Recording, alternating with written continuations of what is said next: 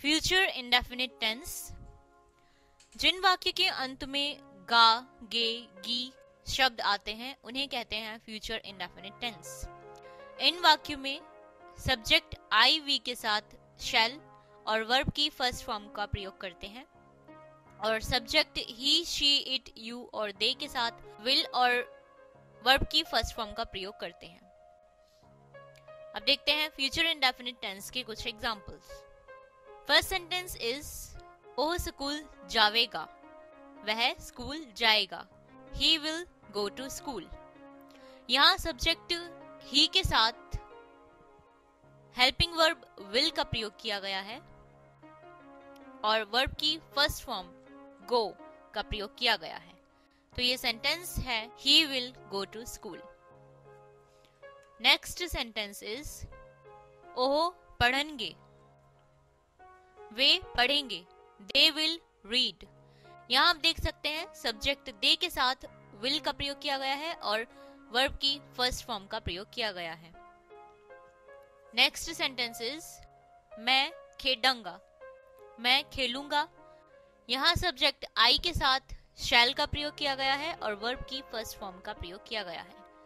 तो इन तीनों एग्जाम्पल से आप समझ गए होंगे कि जिन वाक्य के अंत में गा, गे वर्ड आते हैं वो कहलाते हैं फ्यूचर इंडेफिनिट टेंस। इनमें सब्जेक्ट ही और दे के साथ विल और वर्ब की फर्स्ट फॉर्म का प्रयोग करते हैं और आई के साथ शैल और वर्ब की फर्स्ट फॉर्म का प्रयोग करते हैं।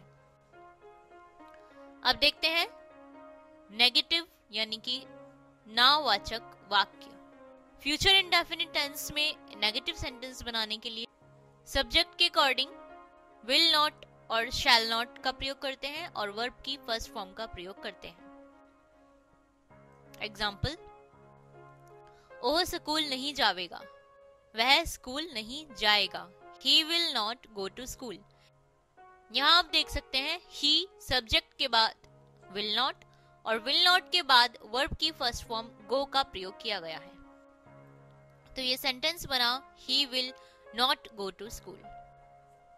नेक्स्ट एग्जाम्पल, ओह नहीं पढ़ेंगे, वे नहीं पढ़ेंगे। They will not read. यहाँ आप देख सकते हैं कि विल के बाद नॉट का प्रयोग किया गया है। नेक्स्ट एग्जाम्पल इज मैं नहीं खेडूंगा, मैं नहीं खेलूंगा। आई शैल नॉट प्ले। यहाँ आप देख सकते हैं कि शैल के बाद नॉट का प्रयोग किया गया है। तो इन तीनों एग्जाम्पल से आप समझ गए होंगे कि सब्जेक्ट के अकॉर्डिंग विल और शैल के बाद नॉट का प्रयोग किया जाता है और इस तरीके से बनते हैं फ्यूचर इंडेफिनिट टेंस में नेगेटिव सेंटेंस। अब देखते हैं इंटेरोगेटिव सेंटेंस। इंटेरोगेटिव सेंटेंस बनाने के लिए विल और शैल का प्रयोग सब्जेक्ट से पहले करते हैं। देखते हैं एग्जाम्पल। फर्स्ट सेंटेंस इज कि वो स्कूल जावेगा, क्या वह स्कूल जाएगा। Will he go to school.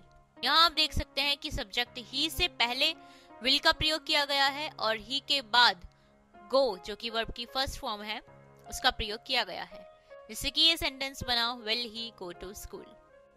Next sentence is कि वो पढ़ेगा, क्या वह पढ़ेगा। Will he read. यहाँ भी सब्जेक्ट से पहले विल का प्रयोग किया गया है और सब्जेक्ट के बाद वर्ब की फर्स्ट फॉर्म का प्रयोग किया गया है, जिससे कि ये सेंटेंस बना विल ही रीड।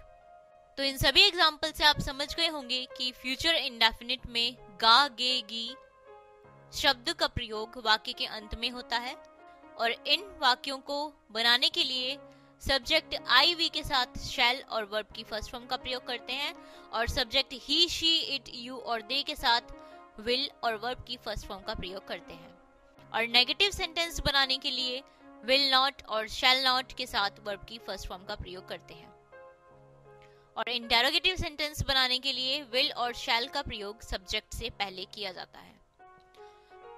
तो इस तरीके से फ्यूचर इंडेफिनिट टेंस के आप 20-20 वाक्य अपनी प्रैक्टिस बुक में बनाइए। और अब हम यहाँ दिखा रहे हैं आपको कुछ वर्ब्स। इन वर्ब्स को आपको सबसे पहले याद करना है और इनकी मदद से आपको फ्यूचर इंडेफिनिट टेंस बनाने हैं।